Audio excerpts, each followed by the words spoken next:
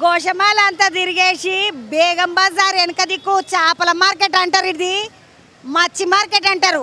ఆ మచ్చి మార్కెట్ కాడ ఒక పెద్ద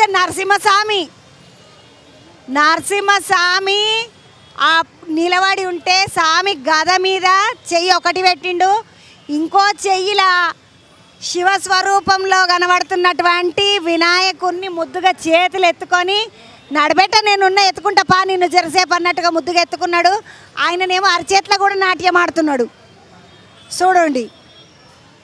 ఇక్కడ కిందనేమో ప్రహ్లాదుడు భక్తుడు కదా, ఆయన భక్తుడు. మా సార్నేమో మంచిగా చేతి మీద ఎక్కించుకొని డ్యాన్స్ చేపిస్తాం, మరి నేను ఎక్కద్దా అనుకున్నాడేమో ఎలకస్వామి. అక్కడ చూడండి గద మీద ఎక్కి ఆ స్వామి ముద్దుగా మంచిగా చూస్తున్నాడు పైకి. మా స్వామి ఎట్లా డ్యాన్స్ చేస్తున్నాడా అన్నట్టు చూస్తున్నాడు చూడండి.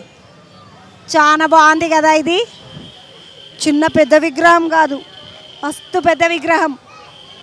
ఈ స్వామి స్పెషాలిటీ ఏంది తెలుసా, ఈ స్వామి పోనీకి మళ్ళీ ఏమి ముందట బండి కడితే చాలు కథ వెళ్ళిపోతుంది. మొత్తం చక్రాల మీద బండి మీదనే ఉన్నాడు స్వామి. మొత్తము నరసింహస్వామి చేతిలో వినాయకుడు. ఒకసారి నరసింహస్వామి చెయ్యి చూడండి, దిష్టి తగలకుండా నల్లతాడు కూడా కట్టిండ్రు స్వామికి, మంచిగా ఉంది.